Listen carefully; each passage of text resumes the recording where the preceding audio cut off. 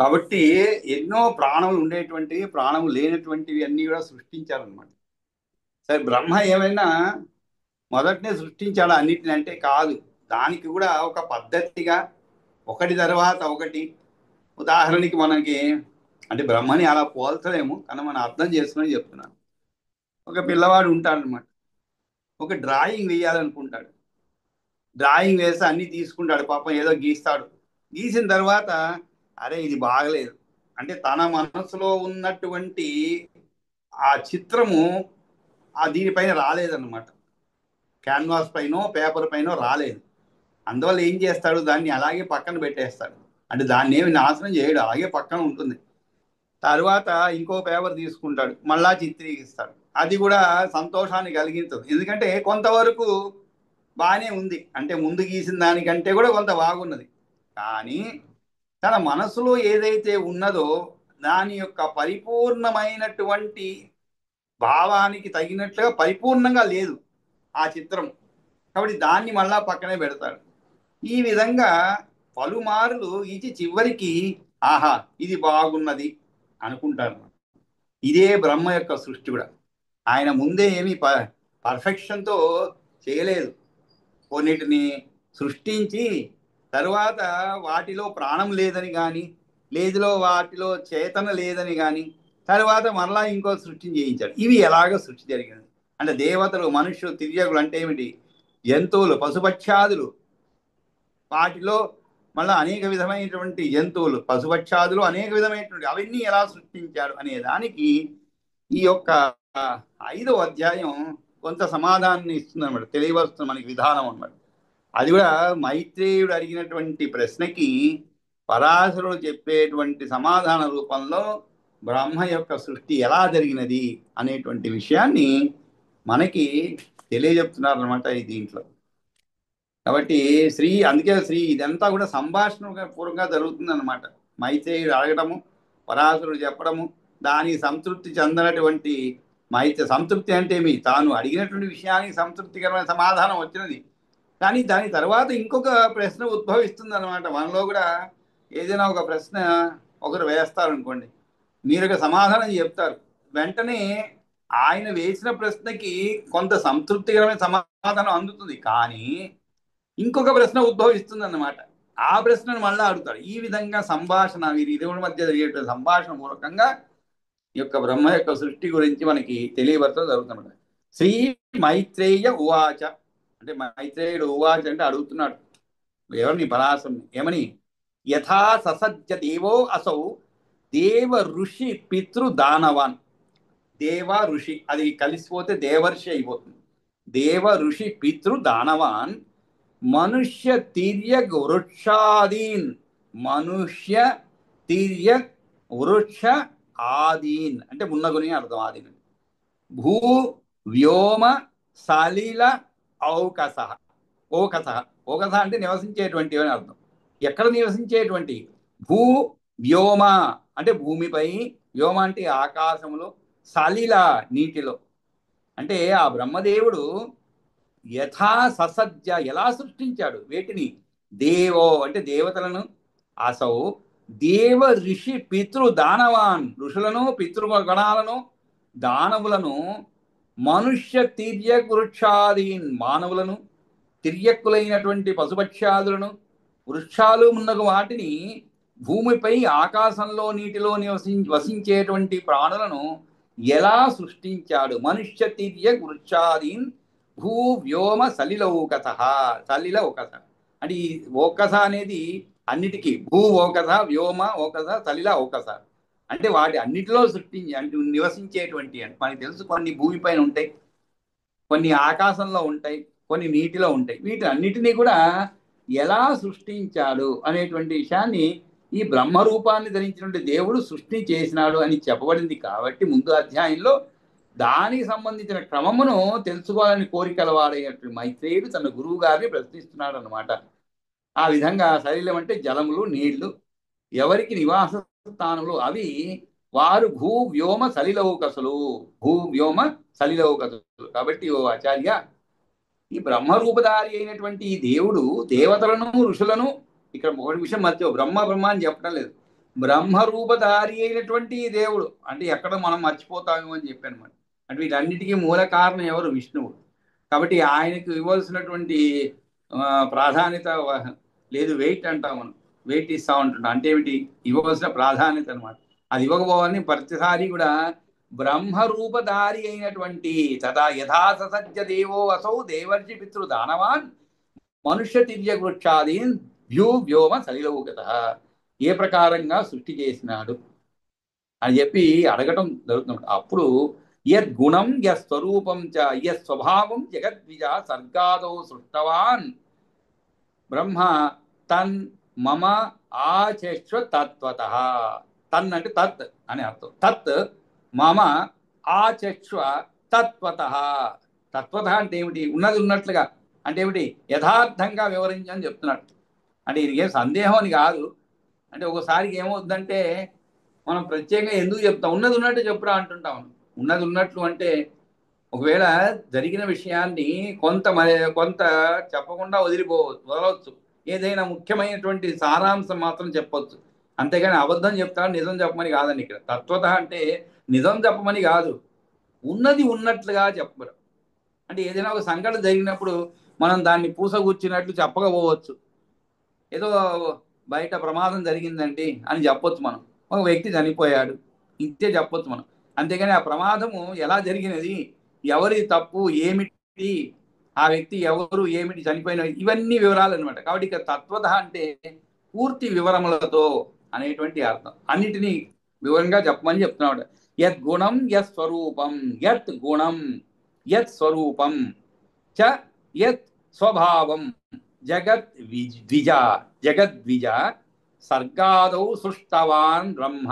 సర్గాదౌ సృష్టవాన్ అంటే సర్గాదౌ అంటే ఏమిటి? సృష్టి ఆదిలో. సర్గ అంటే సృష్టి, సర్గ ఆదౌ అంటే ముందుగానే అర్థం అండి.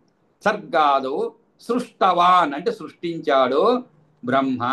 తత్ మమ ఆచశ్వ తత్వత. తత్ మమ ఆచశ్వ తత్వత అంటే దానిని నాకు ఆచశ్వ అంటే తెలపవలసినది.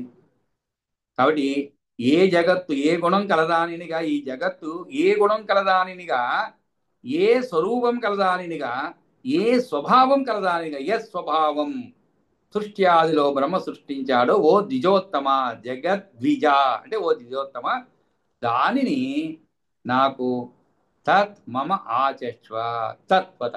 కాబట్టి ఇక్కడ యత్ గుణం అని చెప్పండి. యత్ గుణం అంటే ఏమిటి? ఇక్కడ గుణము అంటే సత్వము, రజస్సు, తమస్సులు, ఈ మూడు గుణాలు అనమాట. ఈ మూడు గుణాలు కలదానినిగా ఆ తరువాత ఈ స్వరూపం చెప్పాలి. తత్వం, రజస్, తమస్సులు స్వభావములు అనమాట. తరువాత ఇక్కడ స్వభావములు చెప్పాలి. అంటే శాంతము, ఘోరత్వము మొదలైనటువంటివి స్వభావాలు అనమాట. యత్ స్వరూపం అన్నారు. స్వరూపం అంటే ఏమిటి? రెండు కాళ్ళను కలిగినవి లేక నాలుగు కాళ్ళవి అయిన ఆకారములు అన్నమాట. రూపం అంటే అది. అంటే రెండు కాళ్ళ మనుషులు, అదేవిధంగా కొన్ని పక్షులు, వీటినన్నిటినీ కూడా ఎలా సృష్టించాడు? జంతువులు, నాలుగు కాళ్ళ జంతువులు ఉన్నాయి, వాటిని ఎలా సృష్టించాడు అంటే ప్రజాపతి కాదండి. ప్రజాపతి అంటే మళ్ళీ సంబోధన అవుతుంది. ఇక్కడ ఎవరిని సంబోధిస్తున్నాడు? ఆయన పరాశరు, మైత్రేయుడు పరాశరుని సంబోధిస్తున్నాడు. కాబట్టి ఇక్కడ ప్రజాపతి ఎటువంటి గుణాలను, ఎటువంటి స్వభావాలను, ఎటువంటి ఆకారమును కలిగినటువంటి ప్రాణులతో నిండిన ఈ జగత్తును సృష్టి ఆరంభము అయిన వేళ పుట్టించినాడో దానినంతా నాకు వివరంగా మరియు ఉన్నది ఉన్నట్లు దాచకుండా తెలుపవయ్యా. అది తత్వత. ఇక్కడ సరిగ్గా అర్థమవుతుంది మన తత్వత అంటే ఏమిటండి. ఉన్నది ఉన్నట్లుగా దాచకుండా తెలుపవయ్యా. సర్గాదో సృష్టవాన్ బ్రహ్మ తన్మాచక్ష తత్వత. ఇంతగా అడిగినప్పుడు మరి పాప ఆయన ఏం చేస్తాడు? పరాశరుడు మాత్రం శ్రీ పరాశర ఉవాచ అంటే పరాశరుడు చెప్పాడు ఏమని? మైత్రేయ కథయామ్యేష శృణుష్వ. కథయామి ఏష అంటే ఏమిటి? లేదు తత్ అంటే కొన్ని పుస్తకాల్లో తత్ అని ఉండవచ్చు, కథయామేతత్ అని ఉండవచ్చు, లేదు కథయాం ఏష. తత్ అంటే అదేని అర్థం. అంటే ఏది జరిగిందో సృష్టి, దాని గురించి ఏది అడిగావో దాని గురించి చెప్తాను. శృణుష్వ, శృణుష్వ అంటే విను నాయన అని అర్థం అనమాట. కాబట్టి ఏది సృజించ యథా ససజ్జ, యథా అంటే ఏ విధముగా, ససర్జ అంటే సృష్టించాడో దేవో అసౌ దేవాదీన్ అఖిలాన్ ప్రభు. అంతేకాదు దేవాదీన్ అంటే దేవతలు ఉన్న సర్వులను అఖిలాన్. అఖిలం అంటే ఏమిటి? సర్వం. అఖిలాండేశ్వరుడు అంటుంటాం. అంటే ఈ అఖిల అనే పదం తెలుగులో కూడా అన్ని అన్ని భాషల్లో ఉపయోగిస్తూ ఉంటారు. మూలం సంస్కృతం కాబట్టి. అఖిలాన్ అంటే అందరినీ, సర్వులను ప్రభు ఎలా సృష్టించాడో శృణుష్వ వినమని చెప్తున్నాడు. ఇంకొక కండిషన్ పెడుతున్నాడు, వినమని చెప్పి సుసమాహిత. సుసమాహిత అని చెప్పాడు. అంటే ఏమిటి? సావధానంగా విను. అంటే ఇట్లా మనం చూస్తూనే ఉంటాం, కొంతమంది ప్రశ్న వేస్తారు కానీ మనం సమాధానం చెప్తుంటే ఏదో ఆలోచనలో ఉంటారు. మళ్ళీ మనం అడిగితే అంటే వాళ్ళకు ఉండేటువంటి శ్రద్ధ, అడిగే దాంట్లో ఉన్నటువంటి శ్రద్ధ చెప్పినప్పుడు వినే దాంట్లో ఉండదు. ఈ మధ్య ఒక చిన్న సంఘటన జరిగింది. అంటే మనం ఒకవేళ అలాంటి సంఘటన మనకి జరగవద్దని చెప్తున్నాను. ఒక దేవాలయానికి వెళ్ళడం జరిగిందన్న. నాతో పాటు ఇంకా కొంతమంది వచ్చారు. వాళ్ళలో కొంచెం అత్యుత్సాహం అని చెప్పాలి మనం, లేదు ఉత్సాహం అని కూడా చెప్పొచ్చు. అంటే అది మనం ఏ విధంగా చూస్తాం దాని ప్రకారంగా అది అత్యుత్సాహమా లేదు ఉత్సాహం అనేది నిర్ణయించబడుతుంది. సరే, అక్కడ ఉన్నటువంటి ఆ యొక్క దేవతాముద్ర మనం పోయినప్పుడు ఆ విగ్రహాన్ని గురించి దేవుడి గురించి కాస్త చెప్పడం జరుగుతుంది అనమాట. ఆ స్థలం యొక్క పురాణము, లేదు ఆ దేవుడి యొక్క ప్రాశస్తము, ఇవన్నీ చెప్తారనమాట. ఆయన ఈయనేదో అడిగాడు పాపం. అడుగుతుంటే ఆయన కూడా అడిగేవాళ్ళు ఎప్పుడు చాలా తక్కువ అని చెప్పి ఏమో మొత్తం వివరంగా చెప్పబోతున్నాడు. ఇంతలో ఆయన నమస్కారం చేసి వెళ్ళిపోతున్నాడు.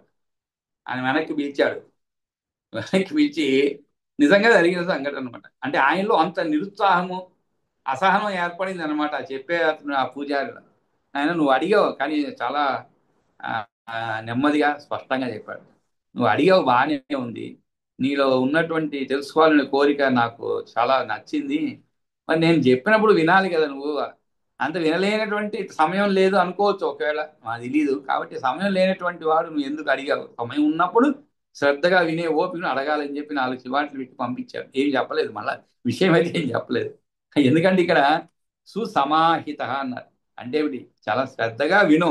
నువ్వు అడిగిన దానికి ప్రశ్నకు చాలా సమాధానము సుసమాహిత, చాలా సావధానంగా వినుమని చెప్పి చెప్తున్నాడు. ఏమని?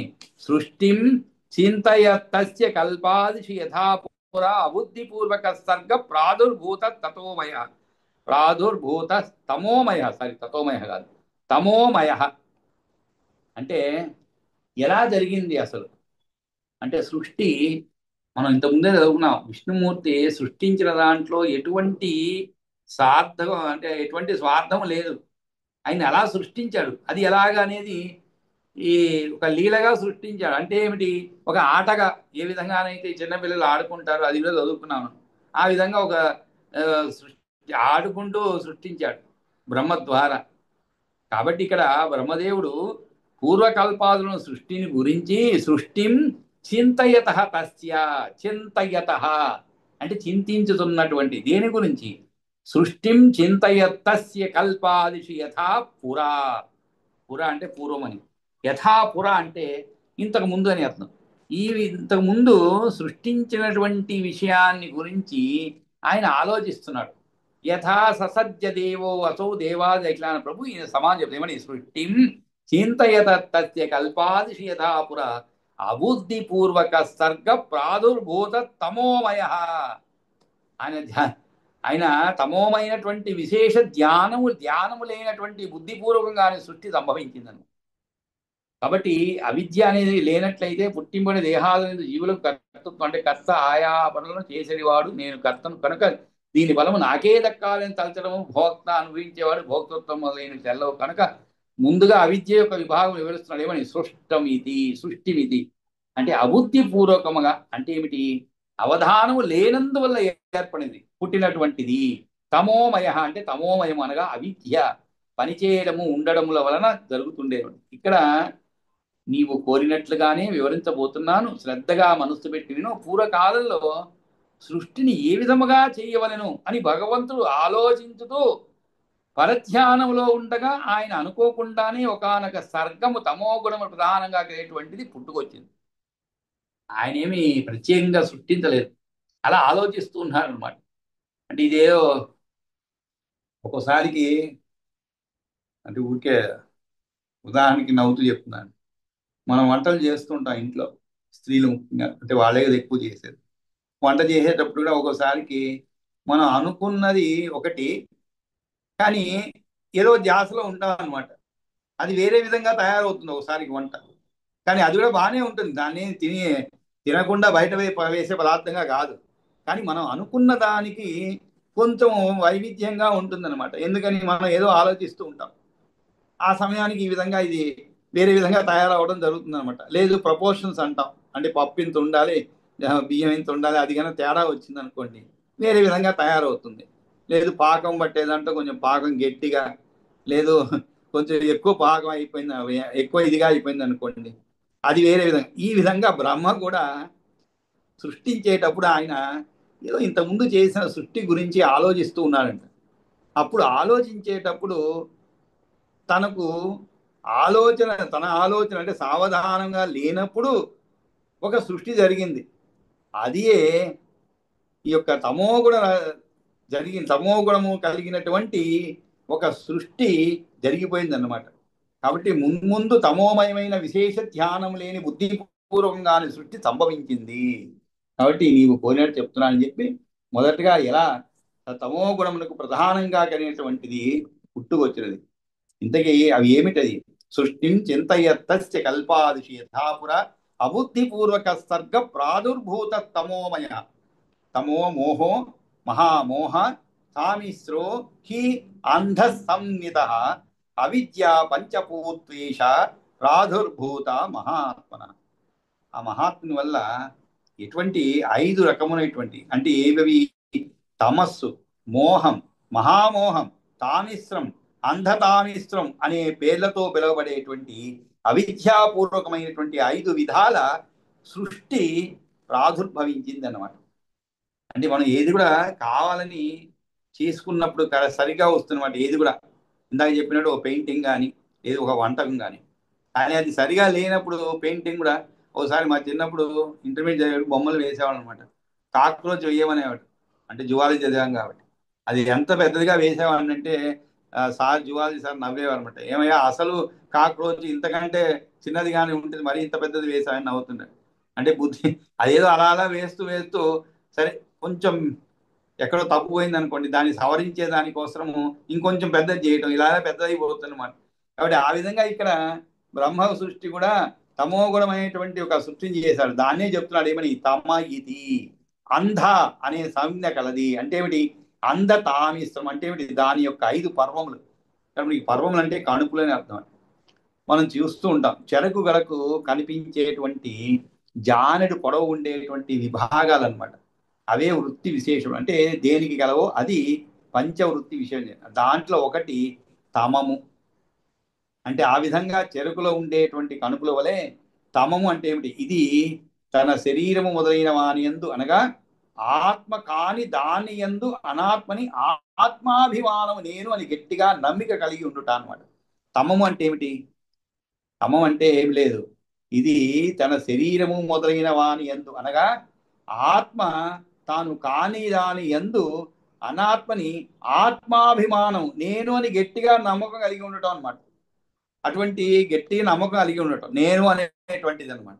అంటే ఇటువంటి ప్రాణులను సృష్టించాలని చెప్తున్నాను. ఆ తర్వాత మోహము. మోహం అంటే ఏమిటి? దేహముతో సంబంధము కలిగిన పుత్రులు మొదలైన వారి యందు నేను స్వామిని. స్వామి అంటే ఇక్కడ సొత్తు గలవాడు అని అర్థం అండి. స్వామి అంటే అంటే ఏమిటి? భార్య, పుత్రులు, వీరందరూ కూడా, అంటే పుత్రులు అంటే సంతానం చెప్పొచ్చు, సంతానం, ఇవన్నీ కూడా వీటన్నిటికీ నేనే స్వామిని, ఇవంతా నా సొత్తు అనుకునేటువంటి యజమానిని అనేటువంటి అభిమానం కలిగి ఉండటం అనమాట. ఇంకా వీటిపైన వదలని వ్యామోహంతో పాటు దీనిని మోహం అంటారు. ఈ మోహం అంటే ఏంటో మనకు అందరికీ తెలుసు. ఏం లేదు, ఈ దేహం పైన ఉన్నటువంటి వ్యామోహం. వ్యామోహం అంటే అది ఇంకా తీవ్రమైనది. వ్యామోహం అంటే మోహం. అంటే మనకి సంబంధించినటువంటి వారందరూ కూడా మన సొత్తు, మనమే వాళ్ళకి యజమాని అనేటువంటి ఒక భావన కలిగి ఉండటం మోహం అంటారు అనమాట. అంటే కలిగి ఉండాలి, ఉండకూడదని తప్పు లేదండి. ఎందుకంటే అటువంటి భావన లేనప్పుడు మనం కన్న పిల్లని మనం చూసుకోము. కొంతమంది ఉన్నారు, అంటే సంసారం చేసి ఒక 20-20 సంవత్సరాల తర్వాత అందరినీ వదిలిపెట్టి వెళ్ళిపోయే వాళ్ళు ఉన్నారు. అది మహాదోషం అది. ఎందుకంటే నీ పైన ఆధారపడి ఉండేటువంటి వాళ్ళను పెంచి పోషించి వాళ్ళని ఒక స్థానం చేర్చవలసిన బాధ్యతను విస్మరించిపోవడం అనమాట. అది సరైనది కాదు. కాబట్టి అక్కడ మోహం కొద్ది తగ్గుతుంది అనమాట. ఆ మోహం తగ్గేదానికి కారణం అనేకం ఉండవచ్చు. ఇక్కడ మోహం తగ్గి ఉండవచ్చు, లేదు వేరెక్కడైనా కూడా చెప్పకూడదు అనుకోని, కానీ వేరెక్కడైనా మోహం పెరిగి ఉండవచ్చు. ఆ కారణం వల్ల కూడా ఇక్కడ మోహాన్ని తగ్గించి అక్కడ మోహం ప్రపోర్షన్ అదే ఉంటుందన్నమాట. మోహం ఏం తగ్గదు, దాని యొక్క స్థానం మారుతుంది అనమాట. ఇక్కడి మోహం వేరే చోట కలుగుతుంది. దానివల్ల అందరినీ వదిలిపెట్టి అక్కడికి పోవడం ఇది జరుగుతుంది. ఇది మోహం అంటే అనమాట. అటువంటి ఇంకా వీటిపైన వదలని వ్యామోహంతో పాటు శబ్దస్పర్శ రూపరస గంధములు అనే భోగములు వీలైనంత ఎక్కువగా అనుభవించాలంటే కోరిక కలిగి ఉన్నట్టే మహామోహం. ఆ తరువాత ఇది మహామోహం అనమాట. ఇవన్నీ ఎందుకంటే ఇటువంటివి సృష్టించబడిన అనమాట. మొదట్లో ఎప్పుడైతే బ్రహ్మ దేని గురించి ఆలోచించకుండా, అంటే రాబోయే సృష్టి గురించి ఆలోచించకుండా గత సృష్టి గురించి ఆలోచించే సమయమున ఇటువంటివన్నీ కూడా సృష్టించబడ్డాయి అనమాట. కాబట్టి ఇక్కడ మహామోహం అని చెప్పబడింది. మహామోహం అంటే ఏమిటి? వీటి వదలని వ్యామోహంతో పాటు వేటిపైన దేహంతో సంబంధం కలిగిన పుత్రులు మొదలైన వారి యందు నేను స్వామిని, అంటే సొత్తు గలవాడనే యజమాని అనే అభిమానం కలిగి ఉండి, ఇంకా వీటిపైన వదలని వ్యామోహంతో పాటు అది ఒక వ్యామోహం. అది కాకుండా శబ్దస్పర్శ రూపరస గంధములు అనేటువంటి భోగములను వీలైనంత ఎక్కువగా అనుభవించాలనే కోరిక కలిగి ఉంది. అదే మహామోహం. ఇది మహామోహం అంటే ఏమిటి? చాలా ఎక్కువ కలిగి ఉంటుంది. మోహం ఉండాలండి. ఉదాహరణకి ఇంట్లో చక్కని వంట చేశారనుకోండి, దానిని ఆనందించేటువంటి మోహం, అది కూడా మోహమేనండి. ఎప్పుడు ఇంట్లో చక్కగా వండ పెట్టాలి, లేదు మంచి మధురమైన పదార్థాలు ఉండాలి, ఇవన్నీ మోహమే. కానీ ప్రతిరోజు అటువంటివే ఉండాలనేటువంటిది వ్యామోహం అవుతుంది అనమాట. అంటే ప్రతిరోజు బాగుండాలి, చక్కటి పదార్థాలు. అది ఒక్కోసారి కొంచెం రోజు ఒకేలాగా ఉండదు కదండి వంటలు. లేదు రోజు ఒకే విధంగా మనం తినలేము అంటే ఏమిటి? మనకి ఉండొచ్చు తినాలనే కోరిక, కానీ శరీరం ఒప్పుకోకపోవచ్చు. కానీ అటువంటి అన్ని ఇంద్రియాల పైన కూడా, అది కూడా ఒకటి కాదు, శబ్ద స్పర్శ రూప రస గంధములు అనే భోగములు వీలైనంత ఎక్కువగా అనుభవించాలనే కోరిక కలిగి ఉండటం అనమాట. వీలైనంత ఎక్కువగా కలిగి ఉండడం అనమాట. అటువంటి ఎక్కువగా ఉండడం అనేది చాలా ప్రమాదకరమైనటువంటిది అన్నమాట. సినిమా చూస్తాం మనం, బాగానే ఉంటుంది. ఏదో సినిమా సమయం కొంచెం ఈరోజు కొంచెం లీజర్గా ఉన్నాం కాబట్టి సరదాగా కుటుంబంతో సినిమాకి వెళ్ళొచ్చు. ఇంకా చెప్పాలంటే సినిమానే కాదు, ఇంకా ఏదైనా కూడా కొన్ని పనులు సరదాగా చేయొచ్చు, కానీ దానిపైన వ్యామోహం ఉండకూడదు అన్నమాట. ఆ విధంగా వ్యామోహం ఉంటే ఏమవుతుందని అందరికీ తెలుసు. కొంతమంది పేకాట ఆడుతుంటారు. పాపం మొదటిసారి ఏం చేస్తారు, ఏదో భార్యాభర్తలు ప్రారంభిస్తారు అనమాట. ఏదో సరదాగా ప్రారంభిస్తారు. ఆ తర్వాత నెమ్మదిగా భర్తకి అదే వ్యసనం అయిపోతుంది. భార్య పాపం ఇంకా ఆమెకి వ్యసనంగా మారదు, ఇది వ్యసనంగా మారుతుంది. ఆ వ్యసనం కాస్త వేరెక్కడో ఆనందాన్ని వెతుక్కుంటూ పోతుంటుంది అనమాట. అంటే బయట పోయి ఆడటం, ఇంకా ఆ తర్వాత అదే వ్యసనంగా మారిపోతుంది. చివరికి కుటుంబం కాస్త కూడా పతనమైపోతుంది అనమాట. ఇటువంటివి శబ్ద స్పర్శ రూప రసగంధములు అనే భోగాలను వీలైనంత ఎక్కువగా అనుభవించాలనేటువంటి కోరిక కలిగి ఉన్నటువంటి మహామోహం అని చెప్పాలి. ఇవన్నీ తరువాత తామిశ్రము అని ఒకటి ఉంది. ఇవి 5 అన్నమాట. ఇంతకు చెప్పినటువంటి తమస్సు, మోహం, మహామోహం, తామిశ్రం. తామిశ్రం అంటే ఏమిటి? అంటే తన భోగాలకు అడ్డు ఏర్పడితే అందుకు కారణమైనటువంటి వారిపై పట్టరాని కోపం అన్నమాట. ఇది మన అందరికీ ఇవన్నీ కూడా ఏవైతే ఇప్పుడు చెప్పుకుంటున్నామో అన్ని మనం స్వయంగా అనుభవించకపోయినా వాటిని ప్రదర్శించే వారిని ప్రతిరోజు చూస్తూనే ఉంటాం మన చుట్టూ. ఇంకోటి ఉన్నది అనమాట. ఏమిటది? తామిశ్రము అనేది. ఈ తామిశ్రం అనేది ఏమిటది? తన భోగాలకు అడ్డు ఏర్పడితే అందుకు కారణమైన వారిపై పట్టరాని కోపం పుట్టడం. పట్టరాని కోపం పుట్టడం. చాలా ఉదాహరణ చెప్పుకోవచ్చండి. ఇంకా చెప్పుకుంటూ పోతే ఈ క్లాస్ అంతా కాదు, ఇంకా వచ్చే క్లాస్లో ఇంకా అదే సరిపోతుంది. తామిశ్రం అంటే ఉదాహరణలు ఎన్నో చూస్తున్నాం మనం. ఒక తల్లిని తాగుడుకు అలవాటు పడినటువంటి కుమారుడు సొమ్ము ఇవ్వలేదని చెప్పి ఏం చేస్తున్నారు? ఏదైనా చేస్తున్నారు. అంటే ఆమెని కిడ్నాప్ చేయడము, లేదు ఆమె ప్రాణములకు హాని తలపెట్టడము, ప్రాణమును హరించడము, అన్ని కూడా చేస్తున్నారండి. ఇదే తామిశ్రం అంటే. ఎందుకంటే ఒక అలవాటు పడ్డాడు అనమాట. ఏ భోగానికి అలవాటు పడ్డాడు? తాగుడు మద్యం తాగుడు అలవాటు పడ్డాడు. అలా ఎన్నో చెప్పుకోవచ్చు. మద్యం కానీ లేదు వేరే రకాల దొంగతనాలు జరుగుతున్నాయి. అవి దొంగతనాలు ఎందుకు జరుగుతున్నాయి మరి? ఇటువంటి వాటికి అలవాటు పడినంత వల్ల అన్నమాట. అంటే ఏమిటి? ఈ యొక్క మోహం నుండి వ్యామోహంలోకి పోయి మహామోహం అయిపోయి తామిశ్రంలోకి వెళ్తుంది అనమాట. అంటే భోగాలకు అడ్డు ఏర్పడితే అందుకు కారణం ఏర్పడి పట్టరాని కోపం పుట్టడం అనమాట. ఇంకోటి ఉంది, అంధతామిశ్రం అనేది ఉంది. ఈ 5 అన్నమాట. అంధతామిశ్రం అంటే ఏమిటి?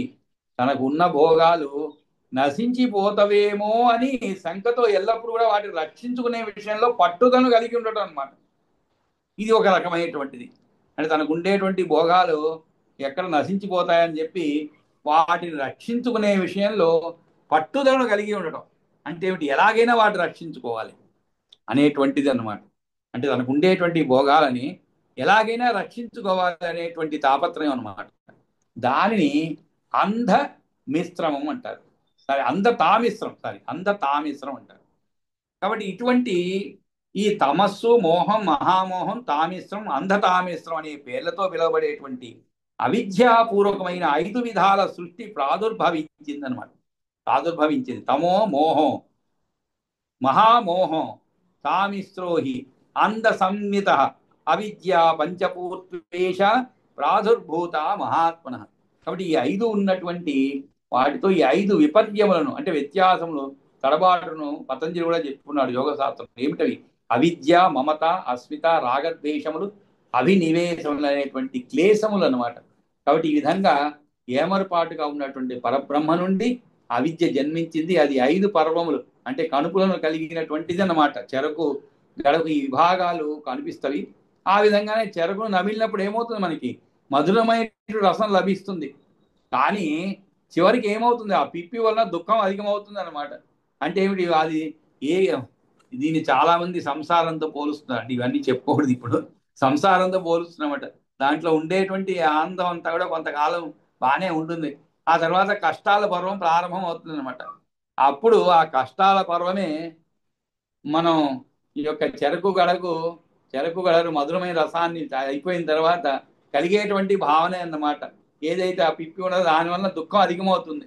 అవిద్య వలన ఇటువంటి దుఃఖాలే మానవుడికి దక్కుతాయి. కనుక అవిద్యను చెరకు గడతో పోల్చారనమాట. దానిలో కలుపులు ఉన్నట్లే. కనుపు అంటే తెలుసు మనకి. అట్లాగే దీంట్లో కూడా 5 విభాగాలు ఉంటాయి. ఏమిటి? తమస్సు, మోహం, మహామోహం, తామిశ్రం, అంధతామిశ్రం. ఇది సృష్టి మొట్టమొదటి స్టెప్ అన్నమాట. మొట్టమొదటి స్టెప్ అంటే మొట్టమొదటిగా చెయ్యబడింది అనమాట. కాబట్టి మనం ఇంకా 7 నిమిషాలు ఉంది. కాబట్టి మనం 4వ అధ్యాయం చదువుకొని, అంటే ఇది కొంచెం వివరంగా ముందుకు పోదాం నెమ్మదిగా. 4వ అధ్యాయం చదివి తర్వాత రేపు మిగిలినటువంటి 5వ అధ్యాయం శ్లోకాలను చెప్పుకుందామండి. కాబట్టి ఈరోజు ఎవరైనా చదివితే ఎవరన్నా చదువుతారా? 4వ అధ్యాయం. నేనే చదివాను. ఒక నిమిషం బాబు, ఒక నిమిషం ఓపెన్ చేస్తాను.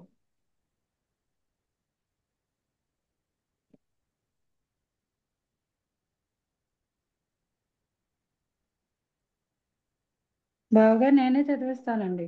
ఎవరు ఎవరైనా నడిపించి చదవండి. లేనట్టు. నాకు అందరూ సమానమే, ఎవరు చదివినా పర్వాలేదు.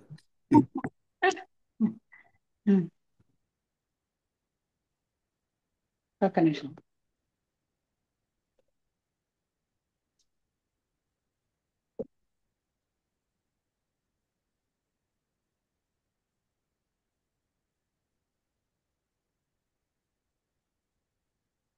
యాక్చువల్గా నేను దీంట్లో ఓపెన్ చేసుకున్నానండి సిస్టమ్, అందుకని లేట్ అయింది. అది క్లోజ్ అయిపోతాము. ప్రింట్ లేదా మీ దగ్గర? ప్రింట్ ఇవన్నీ ప్రింట్ పట్టుకుంటే ఎప్పటికైనా ఉపయోగపడుతుంది కదా.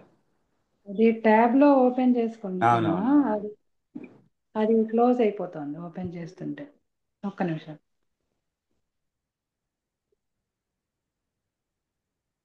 అయ్యో,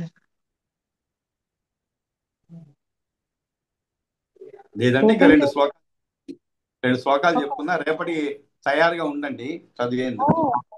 ఉండండి. అది ఒక్క నిమిషం అదే వచ్చిందండి. అందుకని వచ్చిందండి. चतुर्थोऽध्यायः। चतुर्थोऽध्यायः। श्रीमैत्रेय उवाच। ब्रह्मा नारायणाख्यो असौ कल्पादो भगवान् यथा ससर्ज सर्वभूतानि तन्मे वद महामुने। श्रीपराशर उवाच। प्रजाससर्ज भगवान् ब्रह्मा नारायणात्मकः प्रजापतिपतिर्देवो यथा तन्मे निशामय। कल्पावसाने निसा सुप्युत्थितः प्रभुः सत्त्वोद्रिक्तस्तथा ब्रह्मा शून्यं लोकमवेक्षत। नारायणः परो चिन्त्य परेषामपि स प्रभुः ब्रह्मस्वरूपी भगवान् अनादिः सर्वसम्भवः। इमं चोदाहरन्त्यत्र श्लोकं नारायणं प्रति ब्रह्मस्वरूपिणं देवं जगतः प्रभवाप्ययम् आपो नार आपो नार इति प्रोक्ताः आपो वै नर सूनवः। आयनं तस्य ताः पूर्वं तेन नारायणः स्मृतः। तोयान्तः स्थां महीं ज्ञात्वा जगत्येकार्णवे प्रभुः अनुमानात् तदुद्धारं कर्तुकामः प्रजापतिः अकरोत् स्वता नूमन्यां कल्पादिषु यदा पुरा मत्स्यकूर्मादिकां तद्वत् वाराहं पुरा स्थितः वेदयज्ञमयं रूपम् अशेषजगतः स्थितः स्थिरात्मा सर्वात्मा परमात्मा प्रजापतिः जनलोकगतैः सिद्धैः सनकाद्यैः अभिष्टुतः प्रविवेश तदा तोयम् आत्मा धराधरः निरीक्ष्य तं तदा देवी पातालतलमागतम् तुष्टावप्रणता भूत्वा भक्तिनम्रावसुन्धरा पृथिव्युवाच। नमस्ते पुण्डरीकाक्ष तुभ्यं शङ्खगदाधरा मामुद्धरास्मात् अद्य त्वं त्वत्तोऽहं पूर्वमुत्थिता त्वयाहमुद्धृता त्वयाहमुद्धृता पूर्वं त्वन्मयाहं जनार्दन तथान्यानि च भूतानि गगनादीनि अशेषतः नमस्ते परमात्मात्मन् पुरुषात्मन् नमोऽस्तु ते प्रधानव्यक्तभूताय कालभूताय ते नमः। त्वं कर्ता सर्वभूतानां त्वं पाता त्वं विनाशकृत् सर्गादिषु प्रभो ब्रह्मा विष्णुरुद्रात्मरूपधृत् सम्भ सम्भक्षयित्वा सकलं जगत्येकार्णवीकृते शेषे त्वमेव गोविन्द चिन्त्यमानो मनीषिभिः भवतो यत्परं रूपं तन्न जानाति कश्चन अवतारेषु यद्रूपं तदर्चन्ति दिवौकसः त्वमाराध्य परं ब्रह्म याता मुक्तिं मुमुक्षवः वासुदेवम् अनाराध्य को मोक्षं समवाप्स्यति यत्किञ्चिन्मनसा ग्राह्यं यत् ग्राह्यं चक्षुरादिभिः बुद्ध्या च परिच्छेद्यं तद्रूपमखिलं तव त्वन्मयाहं त्वधाधार त्वत्सृष्टा त्वत्समाश्रया माधवीमिति लोकोऽयम् अभिधत्ते ततो हि मां जयाखिलज्ञानमया जय स्थूला मया व्यया जयानन्त जया व्यक्त जया व्यक्तमय प्रभो परापरात् परं परापरात्मन् सर्वात्मन् जय यज्ञपते अनघ त्वं यज्ञस्त्वं वषट्कारः त्वमोङ्कारः त्वमग्नयः त्वं वेदास्त्वं तदङ्गानि त्वं यज्ञपुरुषो हरे मा सूर्यादयो ग्रहान्ताराः नक्षत्राण्यखिलानि च मूर्तामूर्तम् अदृश्यं च दृश्यं च पुरुषोत्तमा यच्चोक्तं यज्ञनैवोक्तं मयात्र परमेश्वर तत्सर्वं त्वं नमस्तुभ्यं भूयो भूयो नमो नमः श्रीपराशर उवाच एवं संस्तूयमानस्तु पृथिव्या पृथिवीधरः सामस्वरध्वनिः श्रीमान् जगर्ज परिघर्घरम् ततः समुत्क्षिप्य धरां स्वधंष्ट्रया महावराहः स्फुटपद्मलोचनः रसातलात् उत्पलपत्रसन्निभः समुत्थितो नील इवाचलो महान् उत्तिष्ठता तेन मुखानिलाहतं तत्सम्भवाम्भो जनलोकसंश्रयान् ननन् सनन्दनादीन् अपकर्मशान् मुनीन् चकार भूयोऽपि पवित्रदापदम् प्रयान्ति तोयानि खुराग्रवीक्षतैः रसातले अधः कृतशब्दसन्ततिः श्वासानिलास्ताः परतः प्रयान्ति सिद्धा जनेये नियतं वसन्तिः वसन्ति उत्तिष्ठतस्तस्य जलार्द्रकुक्षेः